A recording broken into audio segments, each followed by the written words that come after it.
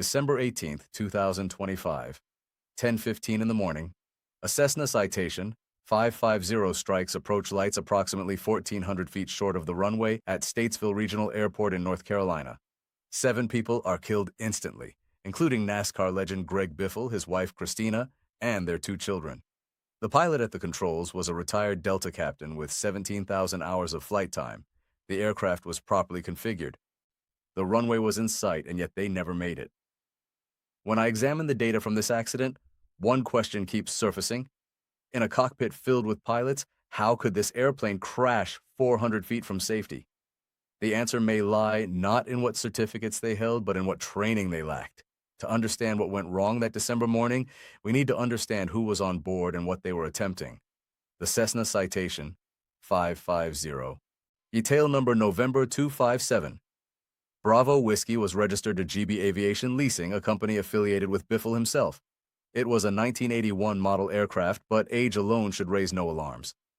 When properly maintained, these jets routinely fly for decades. The Citation 500 series has an excellent safety record. Roughly 1,000 have been built, and the type is known as reliable and relatively easy to fly. The flight plan was simple. Depart Statesville, fly south to Sarasota, Florida. How a family holiday trip. Weather conditions at departure were marginal but flyable. Light drizzle, overcast skies, visibility around 5 miles. Nothing that should challenge an experienced crew. And by the numbers, experience was not lacking. At the controls sat Dennis Dutton, 67 years old, a retired Air Force pilot who had spent decades flying for Delta Airlines. His logbook showed 17,000 hours. Was at approximately 9:53 that morning. The cockpit voice recorder captured an initial unsuccessful start of the left engine before both power plants came online. Already the aircraft was showing signs that something wasn't quite right. During taxi, the crew discussed an inoperative thrust reverser indicator light. They determined the thrust reverser itself was working properly and elected to continue.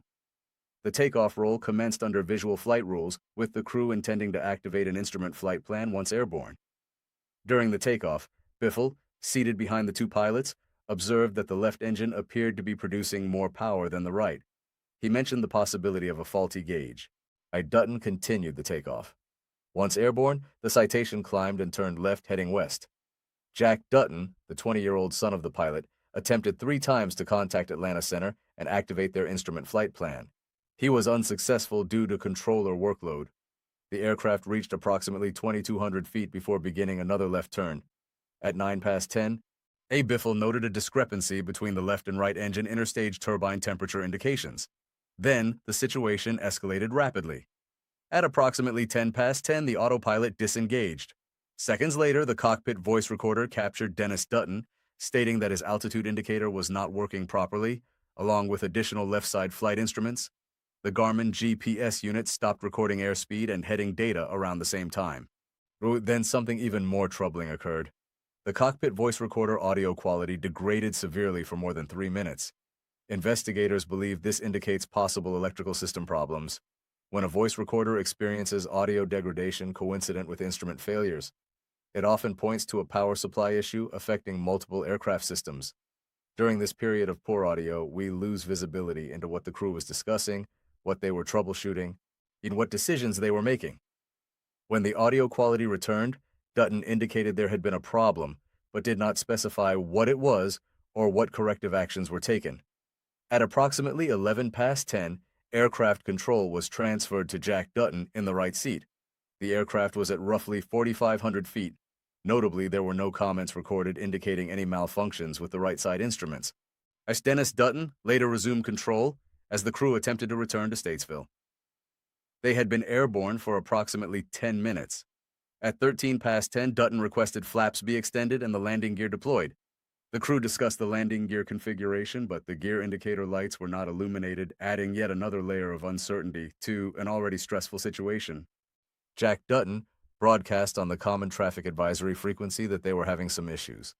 At 14:10, the voice recorder captured Biffle asking about power to the alternator. Here's the thing. The Cessna Citation 550 does not have an alternator. It uses starter generators. This suggests Biffle, despite his 3,500 hours of flight experience, was not intimately familiar with this specific aircraft's electrical system. Around 15 past 10, Dutton indicated he had acquired the runway visually. The GPS data shows the airplane's airspeed and altitude continued to decrease as they aligned on final approach. The indicated airspeed dropped from 107 knots to 93 knots in the final 5 seconds of data. The aircraft struck a runway light stanchion approximately 1,400 feet from the threshold, then impacted trees before coming to rest on the runway blast area. Both throttles were found in the full forward position. The most discussed explanation centers on the instrument failures and electrical anomalies that plagued this flight from the start. The cascade of malfunctions, the failed engine start, the inoperative thrust reverser indicator, the left side instrument failures, the degraded voice recorder audio, all point toward a systemic electrical problem. One theory circulating among experienced Citation pilots involves the starter generator switches. On older Citation 550 models, if the generator switches are not properly positioned after engine start, the generators won't connect to the electrical buses. The aircraft would run on battery power alone, which would deplete rapidly, causing exactly the kind of cascading instrument failures observed. The comment Biffle made about the alternator may have inadvertently identified the issue. If someone then switched the generators on, it could explain why the problem seemed to resolve after that conversation. Investigators transported cockpit instruments and warning systems to Washington for detailed analysis. The truth lies in that recovered equipment. But even if electrical issues explain what failed, they don't fully explain why 7 people died. An alternative theory focuses not on what failed, but on who was available to help manage the failure. The Citation 550 is certificated to require 2 pilots. Dennis Dutton's type rating carried a limitation requiring a second in command. This is where the flight's crew configuration becomes critically relevant. In the right seat sat Jack Dutton.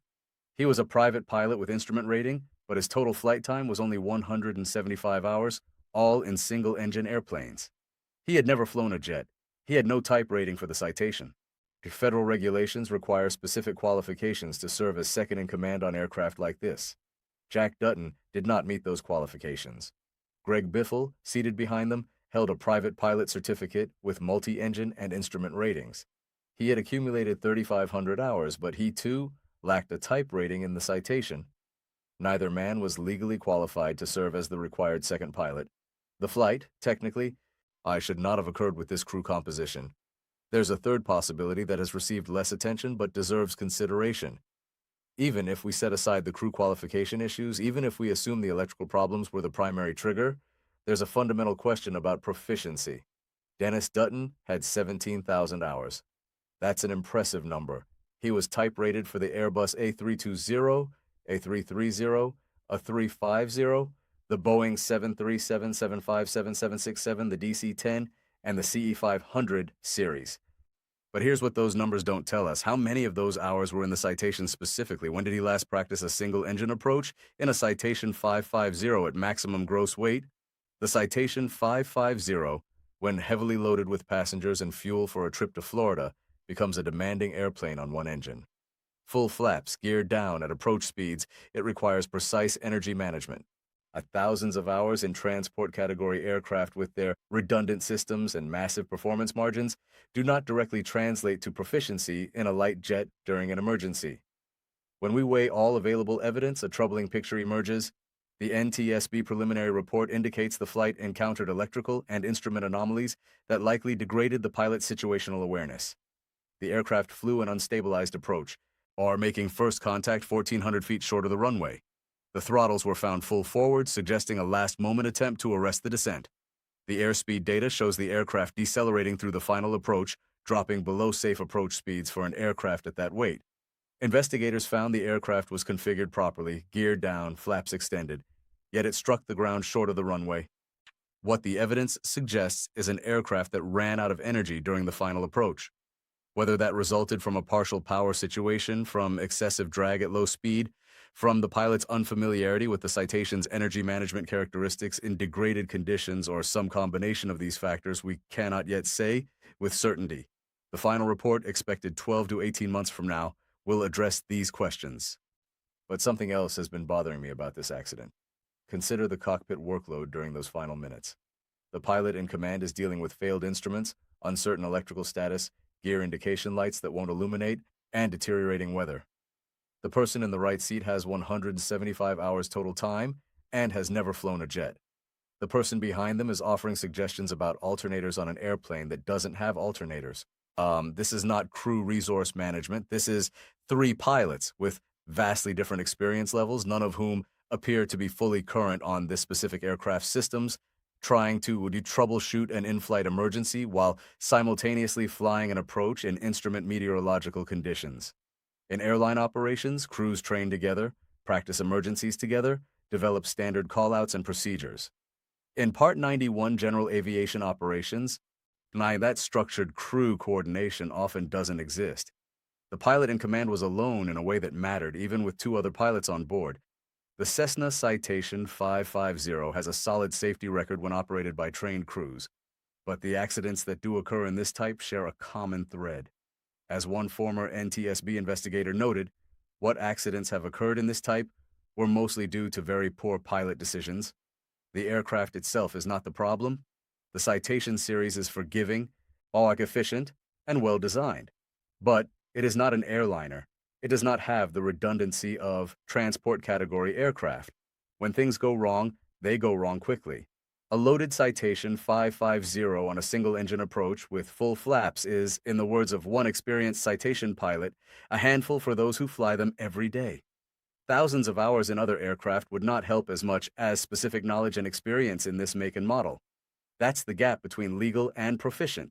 You can be legal to fly an aircraft and still lack the specific proficiency that emergency demands.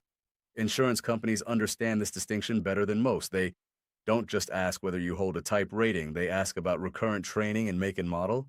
They ask about hours in type. They often require simulator-based emergency procedure training before they'll underwrite a policy. The FAA's minimum requirements under Part 61.58 mandate a proficiency check every 12 months in type-certificated multi-pilot or turbojet aircraft. But meeting the minimum regulatory requirement is not the same as achieving genuine proficiency. The regulation ensures you can pass a check ride.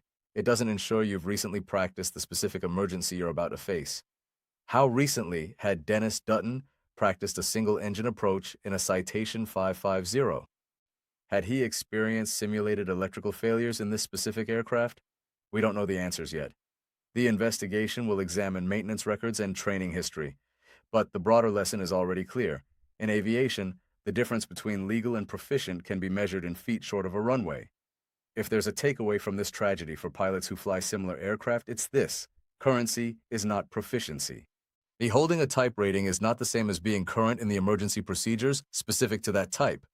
Flying regularly in one aircraft does not maintain your skills in another. When you own or operate a light jet, invest in recurrent training that goes beyond the regulatory minimum. Practice single-engine approaches in the simulator. Experience electrical failures in a controlled environment. Understand exactly how your specific aircraft systems work, not just the general principles. And perhaps most importantly, crew your aircraft with qualified pilots. If your type rating requires a second-in-command, ensure that person is actually qualified to perform second-in-command duties. A warm body in the right seat is not the same as a trained pilot who can share the workload when systems start failing. 7 people left Statesville that morning expecting to reach Florida. Greg Biffle, 55 years old, a NASCAR champion who had recently been honored for his humanitarian efforts during Hurricane Helene. His wife, Christina. Their son, Ryder, just 5 years old. His daughter, Emma, 14. Their friend, Craig Wadsworth. Dennis and Jack Dutton, a father and son who shared a love of aviation.